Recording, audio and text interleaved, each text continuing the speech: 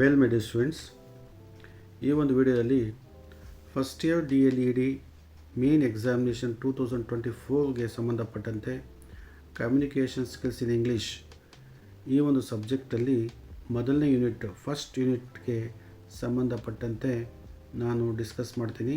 ಇದು 5 ಅಂಕಗಳಿಗೆ ನಿಮಗೆ ಎಕ್ಸಾಮಿನೇಷನಲ್ಲಿ ಕೇಳ್ತವೆ.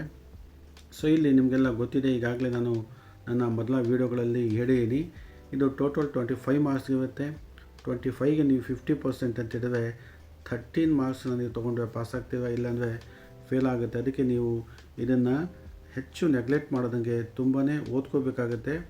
ಯಾಕೆಂದರೆ ಇದು ಅಪ್ಲೈಡ್ ಲೆವೆಲ್ ಕ್ವಶನ್ಸ್ ಇರೋದ್ರಿಂದ ನಿಮಗೆ ಸೋರ್ಸ್ ಬುಕ್ಕಲ್ಲಿ ಮಾಹಿತಿ ಸಿಗ್ತಕ್ಕಂಥದ್ದು ಕಡಿಮೆ ಆಗಿಬಿಡುತ್ತೆ ಅಥವಾ ಸಿಗಲ್ಲ ಮಾಹಿತಿ. ನೀವು ಪ್ರೀವಿಯಸ್ ಕ್ವಶನ್ ಪೇಪರ್ಸು ಮತ್ತು ಕೆಲವೊಂದು ವೀಡಿಯೋಗಳನ್ನು ನೋಡೋದ್ರ ಮೂಲಕ ಏನು ಮಾಡಬೇಕಾಗತ್ತೆ, ಪ್ರಾಕ್ಟೀಸ್ ಮಾಡಿದ್ವಿ ಇದು ಪಾಸ್ ಆಗುವಂಥ ಸಾಧ್ಯತೆ ಹೆಚ್ಚು ಇರುತ್ತೆ. ನಾನು ಈಗಾಗಲೇ ನಿಮ್ಗೆ ಹೇಳಿದೆ, ಮೊದಲನೇ ಯೂನಿಟಲ್ಲಿ 5 ಅಂಕಗಳಿಗೆ ಈ ಒಂದು ಪ್ರಶ್ನೆ ಪತ್ರಿಕೆಯಲ್ಲಿ ಕೇಳಲಾಗುತ್ತೆ ಅಂತಕ್ಕಂಥದ್ದು. ಇಲ್ಲಿ ಫಸ್ಟ್ ಕ್ವಶನ್ ಫಸ್ಟ್ ಮೇನಲ್ಲಿ ಏನು ಬರುತ್ತೆ ನೋಡಿ, ಟ್ರಾನ್ಸ್ಕ್ರೈಬ್ ದ ಫಾಲೋಯಿಂಗ್ ವರ್ಡ್ಸ್ ಅಂತ ಇರುತ್ತೆ. ಈಗಾಗಲೇ ನಿಮಗೆ ನಾನು ನನ್ನ ಮೊದಲ ವೀಡಿಯೋಸಲ್ಲಿ ಹೇಳಿದ್ದೀನಿ, ಟ್ರಾನ್ಸ್ಕ್ರೈಬ್ ಅಂತ ಹೇಳಿದ್ರೆ ಈ ಕೆಳಗೆ ಕೊಟ್ಟಿರ್ತಕ್ಕಂಥ ಪದಗಳನ್ನು ಫೊನೆಟಿಕ್ ಸ್ಕ್ರಿಪ್ಟಲ್ಲಿ ಹಾಕಿ ಅಂತ ಹೇಳ್ಬಿಟ್ಟು. ನಿಮಗೆ ಇಂಗ್ಲೀಷಲ್ಲಿ 26 ಲೆಟರ್ಸ್ ಇದೆ ಅಂತಕ್ಕಂಥದ್ದು ಗೊತ್ತು. 26 ಲೆಟರ್ಸು ಆದರೆ 44 ಸೌಂಡುಗಳು ಇದೆ. ಎಷ್ಟು ಸೌಂಡ್ ಇದೆ? 44 ಸೌಂಡ್ಸ್ ಇದೆ. ಅದರಲ್ಲಿ ಓವೆಲ್ ಸೌಂಡು, ಕಾನ್ಸನೆಂಟ್ ಸೌಂಡ್ಸು ಎಲ್ಲ ಇದೆ. ಅದರ ಲೀಸ್ಟನ್ನು ಈ ಒಂದು ವಿಡಿಯೋದಲ್ಲಿ ಡಿಸ್ಕ್ರಿಪ್ಷನ್ ಬಾಕ್ಸಲ್ಲಿ ನಾನು ಹಾಕಿರ್ತೀನಿ. ನಿಮ್ಮ ಕಾಲೇಜಲ್ಲೂ ಇದ್ರ ಬಗ್ಗೆ ಮಾಹಿತಿ ಕೊಟ್ಟಿರ್ಬೋದು. ಮಾಹಿತಿ ನಿಮಗೇನಾದರೂ ಕಡಿಮೆ ಇತ್ತು ಅಂತ ಹೇಳಿದ್ರೆ ನೀವೇನು ಮಾಡಿ, ಈ ವಿಡಿಯೋ ಡಿಸ್ಕ್ರಿಪ್ಷನಲ್ಲಿ ಇರ್ತಕ್ಕಂಥ ಒಂದು PDF ನೋಡಿ ಅದನ್ನು ನೀವು ಅಭ್ಯಾಸ ಮಾಡೋದು ನಮಗೆ ಗೊತ್ತಾಗುತ್ತೆ. ಇಲ್ಲಿ ನೋಡಿ ಪ್ಲೆಷರ್ ಮತ್ತು ಸ್ಲ್ಯಾಂಟ್ ಅಂತ ಇದೆ. ಇದನ್ನು ನಾವು ಏನು ಮಾಡಬೇಕು, ಫೊನೆಟಿಕ್ ಸ್ಕ್ರಿಪ್ಟಲ್ಲಿ ಆಗಬೇಕು. ನಾನು ಇಲ್ಲಿ ಆನ್ಸರನ್ನು ಕೆಳಗೆ ಮಾಡಿದ್ದೀನಿ. ಪ್ಲೆಷರ್ಗೆ ಸಂಬಂಧಪಟ್ಟಂತೆ ನೋಡಿ ಇಲ್ಲಿ ಆನ್ಸರ್ಸ್ ಇದೆ. ಪ್ಲೆಷರ್ ಇದು ಆಲ್ಫಾಬೆಟ್ಸಲ್ಲಿ ಇರ್ತಕ್ಕಂಥದ್ದು. ಇದನ್ನು ನಾವು ಫೊನೆಟಿಕ್ ಸ್ಕ್ರಿಪ್ಟ್ ಅಂತ ಹೇಳ್ತೀವಿ. ಫೊನೆಟಿಕ್ ಸ್ಕ್ರಿಪ್ಟ್ಸ್, ಫೊನೆಟಿಕ್ ನಾನು ಹೇಳಿದ್ನಲ್ಲ 44 ಸೌಂಡ್ ಇರುತ್ತೆ ಅಂತ ಹೇಳ್ಬಿಟ್ಟು ನೋಡಿ. P ಅಂದರೆ ಪ, ಕಾನ್ಸನೆಂಟು, L ಅಂದರೆ ಲಾ ಸೌಂಡ್ ಬರುತ್ತೆ. ಪ್ಲೆಷರ್ ಇಲ್ಲಿ ಆಲ್ ಸೌಂಡನ್ನು ಬೇಕಾದ್ರೆ ಹಿಂಗೆ ನೀವು ಒಳಗೆ ಬ್ರಾಕೆಟಲ್ಲಿ ಹಾಕ್ಕೋಬೋದು.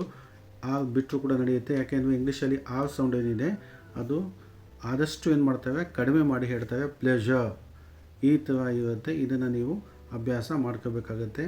ನಂತರ ನೋಡಿ ಸ್ಲ್ಯಾಂಟ್ ಅಂತಕ್ಕಂಥದ್ದು. ಎಸ್ ಅಂದರೆ ಸಾ ಅಂತ ಮೀನಿಂಗ್ ಬರುತ್ತೆ, ಲಾ ಅಂತ ಬರುತ್ತೆ. ಮತ್ತು ಇದು ಆ ಸೌಂಡ್ ಬರುತ್ತೆ, ಎನ್ ಆ ಸೌಂಡ್ ಬರುತ್ತೆ, ಟಾ ಸೌಂಡ್ ಬರುತ್ತೆ. ಸ್ಲ್ಯಾಂಟ್ ಅಂತಕ್ಕಂಥ ಸೌಂಡ್ ಬರುತ್ತೆ. ಈ ಥರ ನೀವೇನು ಮಾಡಬೇಕಾಗುತ್ತೆ, ನೀವು ಫೊನೆಟಿಕ್ ಸ್ಕ್ರಿಪ್ಟಲ್ಲಿ ನೀವು ಹಾಕಬೇಕು. ಈ ಫೊನೆಟಿಕ್ ಸ್ಕ್ರಿಪ್ಟಲ್ಲಿ ಹಾಕಬೇಕು ಅಂತ ಹೇಳಿದ್ರೆ ಅಷ್ಟು ಸುಲಭವಾಗಿ ನಿಮಗೆ ಗೊತ್ತಾಗಲ್ಲ. ಅದಕ್ಕೆ ನಾನು PDF ಅಥವಾ ಒಂದು ಮಾಹಿತಿಯನ್ನು ಈ ಒಂದು ವಿಡಿಯೋ ಡಿಸ್ಕ್ರಿಪ್ಷನ್ ಬಾಕ್ಸಲ್ಲಿ ಹಾಕಿರ್ತೀನಿ. ಅದನ್ನು ನೋಡಿಕೊಂಡು ನಿಮಗೇನಾಗುತ್ತೆ, ಇದು ಅರ್ಥ ಆಗುತ್ತೆ ಅಂತಕ್ಕಂಥ. ಇದಕ್ಕೆ ಎಷ್ಟು ಮಾರ್ಕ್ಸು? 1 ಮಾರ್ಕ್ಸ್ ಸಿಗುತ್ತೆ. ಅದೇ ಫಸ್ಟ್ ಮೇನಲ್ಲಿ ಇನ್ನೊಂದು ಕ್ವಶನ್ ಕೇಳಿದ ನೋಡಿ. ಇಲ್ಲಿ ಐಡೆಂಟಿಫೈ ದ ಫಾಲೋಯಿಂಗ್ ವರ್ಡ್ಸ್ ಅಂತ ಇದೆ ನೋಡಿ. ಇದನ್ನು ನಾವು ನಾರ್ಮಲ್ ಸ್ಪೆಲ್ಲಿಂಗಲ್ಲಿ ಇರ್ತಕ್ಕಂಥದ್ದನ್ನು ಫೊನೆಟಿಕ್ಸಲ್ಲಿ ಹಾಕಬೇಕು.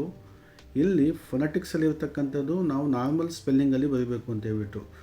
ಇಲ್ಲಿ ಈ ಒಂದು ಫೊನೆಟಿಕ್ ಸ್ಕ್ರಿಪ್ಟ್ಸನ್ನು ಇಲ್ಲೇನಿದೆ ಇದನ್ನು ಸಿ ಅಂತ ಇದೆ, ಇಲ್ಲಿ ಡೆಸರ್ಟ್ ಅಂತ ಇದೆ. ಇದು ನನಗೆ ಹೆಂಗೆ ಗೊತ್ತಾಯಿತು ಅಂದರೆ ಫೊನೆಟಿಕ್ಸ್ ನನಗೆ ಗೊತ್ತಿದೆ, ಅದಕ್ಕೆ ನನಗೆ ಗೊತ್ತಾಯಿತು. ನೀವು ಇದನ್ನು ಅಭ್ಯಾಸ ಮಾಡೋದೇನಾಗುತ್ತೆ ಗೊತ್ತಾಗುತ್ತೆ. ಇದಕ್ಕೆ ಇಲ್ಲಿ ಆನ್ಸರ್ ಮಾಡಿ ನೋಡಿ.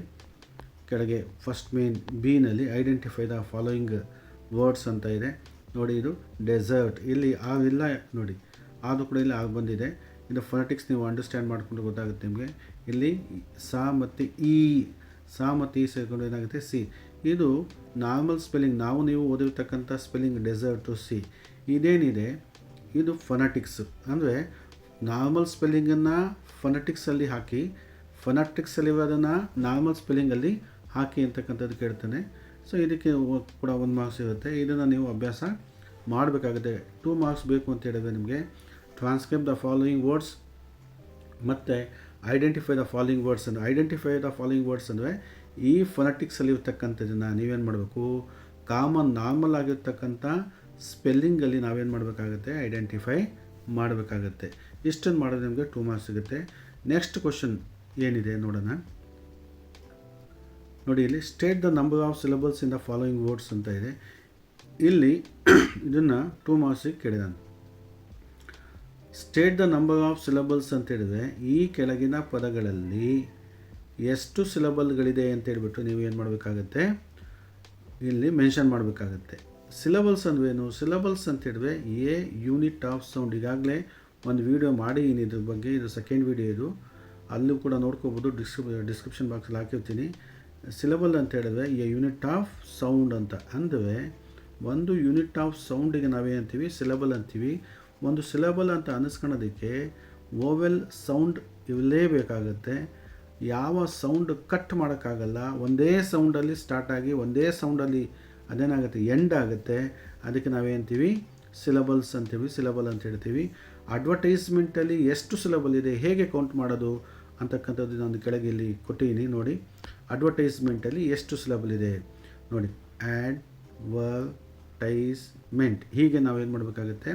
ಕೌಂಟ್ ಮಾಡಬೇಕಾಗುತ್ತೆ. ಅಡ್ವರ್ಟೈಸ್ಮೆಂಟ್ ಎಷ್ಟು ಸಿಲಬಲ್ ಇದೆ? 4 ಸಿಲಬಲ್ ಅಂತ ಹೇಳ್ಬಿಟ್ಟು ನೀವು ಹಾಕಬೇಕಾಗುತ್ತೆ. ಇದನ್ನು ಬರೆಯುವಂಥ ಅವಶ್ಯಕತೆ ಇಲ್ಲ ನಿಮಗೆ ಅಂಡರ್ಸ್ಟ್ಯಾಂಡ್ ಆಗಲಿ ಅಂತ ಹೇಳ್ಬಿಟ್ಟು ನಾನು ಇಲ್ಲಿ ಮಾಡಿದ್ದೀನಿ. ಇದನ್ನು ಬರೀತಕ್ಕಂಥ ಅವಶ್ಯಕತೆ ಇಲ್ಲ. 4 ಸಿಲಬಲ್ಸ್ ಅಂತ ಹೇಳಿದ್ರೆ ನಿಮಗೆ ಮಾರ್ಕ್ಸು ಸಿಗುತ್ತೆ. ಇನ್ನೊಂದು ನೋಡಿದರೆ ಸ್ಕೂಲ್ ಅಂತ ಇದೆ. ಸ್ಕೂಲಲ್ಲಿ ಎಷ್ಟು ಸಿಲಬಲ್ ಇದೆ? ಒಂದೇ ಸಿಲಬಲ್ ಇದೆ. ಸ್ಕೂಲ್ ಕಟ್ ಮಾಡೋಕ್ಕೆ ಸ್ಕೂಲ್ ಅಂತ ಹೇಳೋಕ್ಕಾಗಲ್ಲ ನಾವು. ಸ್ಕೂಲ್ ಅಂತ ಹೇಳ್ಬೋದು. ಒಂದು ಸೌಂಡಿಂದ ಸ್ಟಾರ್ಟ್ ಆಗಿ ಒಂದೇ ಸೌಂಡಲ್ಲಿ ಏನಾಗ್ತಾ ಇದೆ? ಮುಕ್ತಾಯ ಆಗ್ತಾ ಇದೆ. ಅದಕ್ಕೆ ಎಷ್ಟು ಸಿಲಬಲ್ ಇದೆ? 1 ಸಿಲಬಲ್ ಇದೆ. ಇಲ್ಲಿ ನೋಡಿ ರೆಸ್ಪಾನ್ಸಿಬಿಲಿಟಿ, ಇಲ್ಲಿ ನೋಡಿ ಎಷ್ಟು ಸಿಲಬಲ್ ಇದೆ? 6 ಇದೆ. ಹೆಂಗೆ ಅಂತ ನೋಡಿ, ರೆಸ್ಪಾನ್ಸಿಬಿಲಿಟಿ.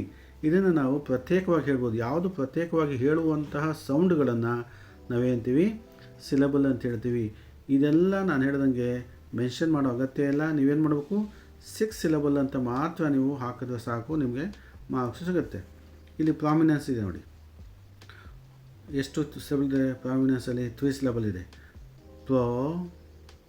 ಈ ನೋಡಿ ಓವೆಲ್ಗೆ ಈಗೆ ಒಂದು ಸೌಂಡ್ ಆಗಿದೆ ನೋಡಿ. ಇಲ್ಲಿ ಕಾನ್ಸಂಟೇ ಇಲ್ಲ. ಪ್ರಾಮ್ ಈ ನೆನ್ಸ್ ಎಷ್ಟಾಯಿತು? 1 2 3.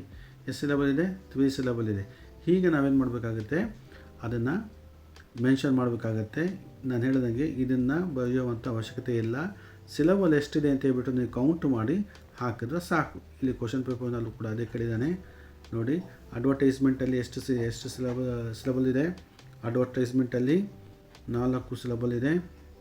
ಸ್ಕೂಲಲ್ಲಿ 1 ಸಿಲಬಲ್ ಇದೆ. ರೆಸ್ಪಾನ್ಸಿಬಿಲಿಟಿ ಎಷ್ಟು ಸಿಲಬಲ್ ಇದೆ? 6 ಇದೆ. ಪ್ರಾಮಿನೆನ್ಸಲ್ಲಿ 3 ಇದೆ. ಇಲ್ಲಿ 4 1 6 3 ಅಂತ ಹಾಕಿದ್ರೆ ಸಾಕಾಗಲ್ಲ. ಪಕ್ಕದಲ್ಲಿ ಏನು ಬರೀಬೇಕು? ಸಿಲಬಲ್ಸ್ ಅಂತ ಏನು ಮಾಡಬೇಕು? ಕಂಪ್ಲೀಟ್ ಮಾಡಬೇಕು. ಈ ಥರ ಫುಲ್ ಕಂಪ್ಲೀಟ್ ಮಾಡಬೇಕಾಗತ್ತೆ. ಅಷ್ಟು ನೀವು ಮಾಡಿದ್ರೆ ಇದಕ್ಕೆ ಎಷ್ಟು ಮಾರ್ಕ್ಸ್ ಸಿಗುತ್ತೆ?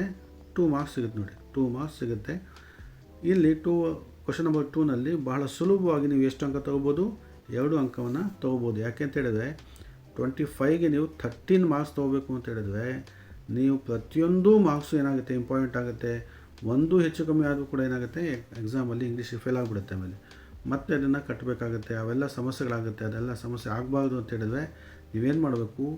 ನೀಟಾಗಿ ಈ ಸಿಲಬಸ್ಗಳನ್ನು ಹೇಗೆ ಕೌಂಟ್ ಮಾಡಬೇಕು, ಮತ್ತು ಹಿಂದಿನ ಪ್ರಶ್ನೆ ಪತ್ರಿಕೆಗಳಲ್ಲಿ ಏನೆಲ್ಲ ಪದಗಳನ್ನು ಕೊಟ್ಟಿದ್ದಾನೆ, ಎಷ್ಟು ಸಿಲಬಲ್ ಇದೆ, ಹೇಗೆ ಕೌಂಟ್ ಮಾಡಬೇಕು, ಅವೆಲ್ಲ ಏನು ಮಾಡಬೇಕು? ನೀವು ಪ್ರಾಕ್ಟೀಸ್ ಮಾಡಬೇಕಾಗತ್ತೆ. ಇದರ ಜೊತೆಗೆ 3rd ಕ್ವಶನಲ್ಲಿ ಒಂದು ಕ್ವಶನ್ ಕೇಳಿದ, ಒಂದೇ ಒಂದು ಮಾರ್ಕ್ಸಿಗೆ ಕ್ವಶನ್ ಕೇಳ್ತಾನೆ. ಇಲ್ಲಿ ಏನು ಕೇಳಿದ್ದಾನೆ? What is meant by tonic syllable ಅಂತ ಹೇಳಿ.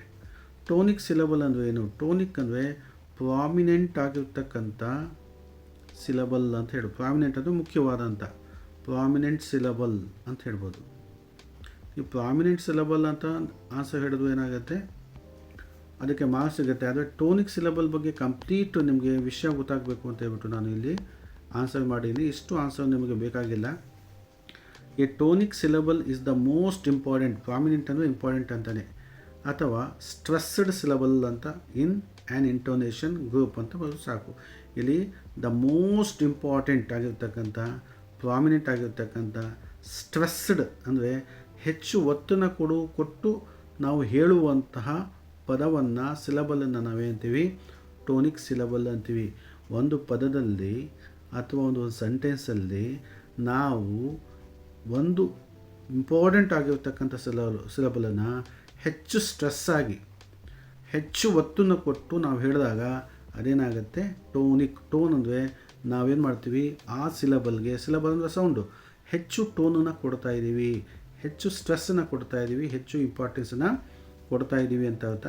ಇಷ್ಟನ್ನು ನೀವು ಬರೆದು ಸಾಕಾಗುತ್ತೆ. ನಾನು ಹೇಳ್ದಂಗೆ ಇಲ್ಲಿ ಪ್ರಾಮಿನೆಂಟ್ ಸಿಲಬಲ್ ಅಂದು ನಿಮಗೆ ಮಾರ್ಕ್ಸ್ ಸಿಗುತ್ತೆ, ಮೋಸ್ಟ್ ಇಂಪಾರ್ಟೆಂಟ್ ಸಿಲಬಲ್ ಅಂದು ಮಾರ್ಕ್ಸ್ ಸಿಗುತ್ತೆ, ಸ್ಟ್ರೆಸ್ಡ್ ಸಿಲಬಲ್ ಅಂದು ನೋಡಿ ಇಂಪಾರ್ಟೆಂಟ್ ಸಿಲಬಲ್ ಅನ್ನೋದು ನಿಮಗೇನಾಗುತ್ತೆ ಮಾರ್ಕ್ಸ್ ಸಿಗುತ್ತೆ. ಪ್ರಾಮಿನೆಂಟ್ ಅಂದರೂ ಒಂದೇ, ಇಂಪಾರ್ಟೆಂಟ್ ಅಂದರೂ ಒಂದೇ, ಸ್ಟ್ರೆಸ್ಡ್ ಅಂದರೆ ಹೆಚ್ಚು ಒತ್ತನ್ನು ಕೊಟ್ಟು ನಾವು ಹೇಳುವಂತಹ ಒಂದು ಸಿಲಬಲ್, ಸ್ಟ್ರೆಸ್ಡ್ ಸಿಲಬಲ್ ಅಂತ ಹೇಳೋದು ಕೂಡ ನಿಮಗೆ ಅಂಕ ಸಿಗುತ್ತೆ. ಈಗ ನೀವು ಇಲ್ಲೇನು ಮಾಡ್ಬೋದು, ಒಂದು ಅಂಕನ ತಗೋಬೋದು. ಸೊ ಇಲ್ಲಿ ಈ ಯೂನಿಟ್ಗೆ ಸಂಬಂಧಪಟ್ಟಂತೆ 3 ಕ್ವಶನ್ ಮಾತ್ರ ಕೇಳ್ತಾನೆ. ನಾನು ಹೇಳಿದಂಗೆ ಟ್ರಾನ್ಸ್ಕ್ರೈಬ್ ದ ಫಾಲೋಯಿಂಗ್ ವರ್ಡ್ಸ್ ಅದಿರುತ್ತೆ. ಪ್ಲೆಷರ್, ಸ್ಲ್ಯಾಂಟ್ ಅಂತ. ಈ ಪ್ಲೆಷರ್ ಸ್ಲ್ಯಾಂಟಿಗೆ ನಾನು ಈಗಾಗಲೇ ಇಲ್ಲಿ ಹೇಳಿದ್ದೀನಿ ನೋಡಿ. ಪ್ಲೆಷರ್ನ ಹೇಗೆ ಬರೀಬೇಕು, ಸ್ಲ್ಯಾಂಟನ್ನು ಹೇಗೆ ಬರೀಬೇಕು, ಅದಕ್ಕೆ ಸಂಬಂಧಪಟ್ಟಂತೆ ನಾನು PDF-ನ ಈ ಒಂದು ವಿಡಿಯೋ ಡಿಸ್ಕ್ರಿಪ್ಷನ್ ಬಾಕ್ಸಲ್ಲಿ ಹಾಕಿರ್ತೀನಿ. ಅದೇ ಥರ ಐಡೆಂಟಿಫೈ ದ ಫಾಲೋಯಿಂಗ್ ವರ್ಡ್ಸ್ ಅಂತ ಇದೆ. ಡೆಸರ್ಟ್ ಅಂದರೆ ಅವನು ಫೊನೆಟಿಕ್ಸಲ್ಲಿ ಕೊಡ್ತಾನೆ. ನಾವೇನು ಮಾಡಬೇಕು, ಇಂಗ್ಲೀಷ್ ಲೆಟರ್ಸಲ್ಲಿ ಬರೀಬೇಕಾಗುತ್ತೆ. ಇಲ್ಲಿ ಸಿ ಅಂತ ಇದೆ, SEEC ಅಂತ ಬರೀಬೇಕಾಗುತ್ತೆ. ಸೊ ನಂತರ ನಂಬರ್ ಆಫ್ ಸಿಲಬಲ್ಸ್ ಬಗ್ಗೆ ಇದೆ. ಅಂದರೆ state the number of syllables ಅಂದರೆ ಅಡ್ವರ್ಟೈಸ್ಮೆಂಟ್ ಎಷ್ಟು ಸಿಲಬಲ್ ಇದೆ, 4 ಇದೆ. ಹೆಂಗೆ ಕೌಂಟ್ ಮಾಡ್ಬೇಕಂತ ಗೊತ್ತು, ಅಡ್ವರ್ಟೈಸ್ಮೆಂಟ್. ಆಮೇಲೆ ಅದೇ ಥರ ಸ್ಕೂಲ್ ಒಂದೇ ಸಿಲಬಲ್ ಇದೆ, ಯಾಕೆಂದರೆ ಸ್ಕೂಲನ್ನು ನಾವು ಕಟ್ ಮಾಡೋಕ್ಕಾಗಲ್ಲ. ಒಂದು ಸೌಂಡಲ್ಲಿ ಸ್ಟಾರ್ಟ್ ಆಗ್ತಾಯಿದೆ, ಒಂದು ಸೌಂಡಲ್ಲಿ ಎಂಡ್ ಆಗ್ತಾಯಿದೆ.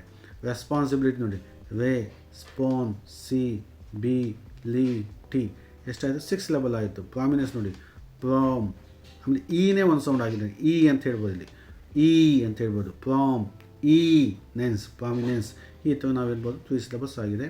ಆಮೇಲೆ ಟೋನಿಕ್ ಸಿಲಬಲ್ ಅಂದರೆ tonic syllable is the most important ಅಥವಾ ಸ್ಟ್ರೆಸ್ಡ್ ಸಿಲಬಲ್ ಅಥವಾ ಪ್ರಾಮಿನೆಂಟ್ ಸಿಲಬಲ್ ಅಂತ ಹೇಳಿದ್ರೆ ನಿಮಗೆ ಅಂಕಗಳು ಸಿಗುತ್ತೆ. ಇಲ್ಲಿಗೆ ನಾನು ಈ ವಿಡಿಯೋನ ಮುಕ್ತಾಯ ಮಾಡ್ತಾಯಿದ್ದೀನಿ. ನೆಕ್ಸ್ಟ್ ವಿಡಿಯೋದಲ್ಲಿ ನಾನೇನು ಮಾಡ್ತೀನಿ, ಸೆಕೆಂಡ್ ಯೂನಿಟ್ ಇದೇ ಕ್ವಶನ್ ಪೇಪರ್ನ 2024 ಕ್ವಶನ್ ಪೇಪರ್ನ ಸೆಕೆಂಡ್ ಯೂನಿಟಲ್ಲಿ ಪ್ಯಾಸೇಜ್ಗಳಿದೆ. ಪ್ಯಾಸೇಜ್ ಏನಿದೆ 10 ಮಾರ್ಕ್ಸ್ಗಿದೆ. ಅದು ಹೆಂಗೆ ಅಂದರೆ 3 ಒಂದು ಪ್ಯಾಸೇಜ್ 3, ಇನ್ನೊಂದು ಪ್ಯಾಸೇಜ್ 3 ಮತ್ತು ಪ್ಯಾರಾಗ್ರಾಫು ಅಥವಾ ಲೆಟರ್ ರೈಟಿಂಗು 4 ಮಾರ್ಕ್ಸ್ ಇರುತ್ತೆ. ಅದ್ರ ಬಗ್ಗೆ ನಾನು ಡಿಸ್ಕಸ್ ಮಾಡ್ತೀನಿ. ಈ ವಿಡಿಯೋಗಳನ್ನು ಹೆಚ್ಚು ಹೆಚ್ಚಾಗಿ ನೋಡಿ. ಯಾಕೆಂತ ಹೇಳಿದ್ರೆ ಪ್ರಾಕ್ಟೀಸ್ ಮಾಡಿದಾಗ ಫೇಲ್ ಆಗುವಂಥ ಸಾಧ್ಯತೆ ಕಡಿಮೆ ಆಗುತ್ತೆ, ಪಾಸ್ ಆಗುವಂಥ ಸಾಧ್ಯತೆ ಜಾಸ್ತಿ ಆಗುತ್ತೆ. ಇವೆಲ್ಲವೂ ಕೂಡ ಎಕ್ಸಾಮಿನೇಷನ್ಗೆ ತುಂಬ ಹೆಚ್ಚು ಸಿದ್ಧತೆ ಮಾಡಿಕೊಂಡು ಪಾಸಾಗಿ ಅಂತ ಹೇಳ್ತಾ, ಈ ವಿಡಿಯೋದಿಂದ ನಿಮಗೆ ಹೆಚ್ಚು ಬೆನಿಫಿಟ್ ಆಗ್ತಾಯಿದ್ರೆ ಇದನ್ನು ಏನು ಮಾಡಿಕೊಡಿ, ಸಬ್ಸ್ಕ್ರೈಬ್ ಮಾಡಿಕೊಡಿ. ನನ್ನ ಹೊಸ ವೀಡಿಯೋಗಳು ನಿಮಗೆ ಬಹಳ ಬೇಗ ಲಭ್ಯ ಆಗುತ್ತೆ, ನಿಮಗೆ ಪಾಸಾಗೋದಕ್ಕೆ ಸಹಾಯ ಆಗುತ್ತೆ ಅಂತ ಹೇಳಿ ನನ್ನ ವಿಡಿಯೋನ ಮುಗಿಸ್ತೀನಿ. ಧನ್ಯವಾದಗಳು.